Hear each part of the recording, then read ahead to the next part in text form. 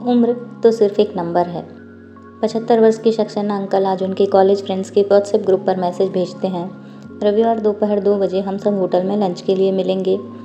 कोई भी नहीं आने का कुछ भी कारण नहीं देगा। जो व्हाट्सएप पर नहीं हैं और जिसके फ़ोन नंबर मेरे पास नहीं हैं उनको तुम फ़ोन करके बुला लो।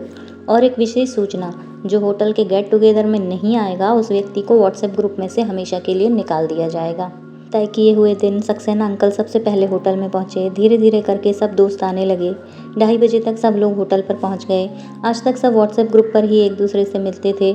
इतने वर्षों बाद एक दूसरे को सामने साक्षात देखकर सब बहुत खुश हुए। कितनी बातें करूं और कितनी नहीं, ऐसा सबको लग रहा था। कॉलेज में थे तब कैसे थे और अब कैसे दिखने लगे, यह देखकर सभी हंसने लगे। कितने बदल गए सबके सब। कोई टकले हो गए, कई के दांत गिर गए, कोई दुख से पीड़ित है, कई के पार्टनर अब इस दुनिया में नहीं है, कई को उनके बच्चे संभालते नहीं। हर कोई अपनी ज़िंदगी की कथा बताना चाहता था। सक्सेना अंकल सबकी बातें मन लगाकर सुन रहे थे। उतने में वेटर खाने का ऑर्डर लेने आता है। सभी खाने के लिए बैठते हैं और सब दोस्तों को इधर ध्यान दो बोलकर एक सेल्फी ली गई और बातों की शुरुआत हुई। दोस्तों, आज तुम सबने मेरी बात मानी और यहाँ आए इसके लिए सबको धन्यवाद। आज इतने सालों बाद हम सबको मिलने का, एक साथ बातचीत करने का योग हुआ। इससे ज़्यादा आनंद की बात कोई हो ही नहीं सकती।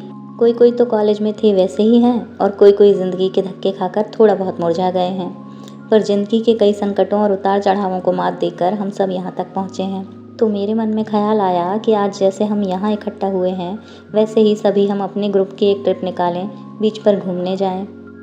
सक्सेना अंकल के बीच पर घूमने जाएं, यह शब्द सुनते ही अहमद चाचा और डेविड आंटी हमें चलेगा बोलकर झट से तैयार हो गए। उनकी हाँ सुनकर शर्मा आंटी जोर से चिल्लाती हैं, चलेगा? क्या चलेगा? आप अभी भी जवान ही हो ऐसा लगता है क्या? शर्मा आंटी की बात सुनने के बाद तभी सोनकर आंटी ने कहा, देखो ना, चले सब बूढ़े बीच पर घूमने। यहाँ ठीक से चला भी नहीं जाता, यहाँ होटल तक जैसे तैसे आ गए, यही बड़ी बात है। शर्मा आंटी और सोनकर आंटी का बोलना सुनकर सभी के चेहरे लटक गए। वो सब देखकर तभी सक्सेना अंकल बोले, मैं कहाँ बोल रहा हूँ कि खेलने कूदने के लिए जाएं। गणपतिपुणे चलते हैं, जहाँ गणपति का दर्शन भी हो जाएगा और बीच देखने का मज़ा भी आएगा। जिसे जैसा लगे वह वैसे एंजॉय कर सकता है। यह सुनकर खन्ना अंकल बोले, पर इस उम्र में समंदर का मज़ा ही क्यों चाहिए? अति उत्साह में अगर पैर फिसल गया, पानी में गिरे तो उससे क्या फ़ायदा होगा? खन्ना अंकल की ऐसी बातें सुनकर सक्सेना अंकल चिढ़ गए और बोले, बार बार उम्र उम्र का गाना रट रहे हो। हम सभी को भगवान की कृपा से इतनी ज़िंदगी जीने मिली है तो वह ज़िंदगी खुशी से जीना चाहिए ना। हमारा ही दोस्त मेहता याद है आप सबको? हमेशा आनंद से हंसते गाते ज़िंदगी जीने वाला, लेकिन एक कार एक्सीडेंट से उसकी मौत हो गई और वह हमें छोड़कर चला गया। वह मेहरा याद है? उसे खूब ज़िंदगी जीने की इच्छा थी, पर कैंसर के रोग से वह भी बच ना सकी। हमारे बराबर के ही कई लोग थे जिनको खूब इच्छा थी जीने की, पर नसीब ने उनका साथ नहीं दिया। हम सबको नसीब का साथ मिला है। भगवान की कृपा से हमारे शरीर के हिस्से अच्छे चल रहे हैं। थोड़ा बहुत प्रॉब्लम तो सभी को है। मैं नहीं कहता कि नहीं बोलकर हमेशा प्रॉब्लम का विचार करके रोकर ही ज़िंदगी जीना है क्या। समय है, चांस है, तब तक हर एक आने वाला क्षण का आनंद लेने में हर्ज क्या है। ध्यान में रखना दोस्त, उम्र यह सिर्फ एक आंकड़ा है और वह शरीर की उम्र नापने के लिए है, पर मन से खुश रहने का प्रयास हमेशा कर सकते हैं ना। और जैसे ही मन प्रसन्न होने लगता है, शरीर अपने आप स्वस्थ रहने लगता है।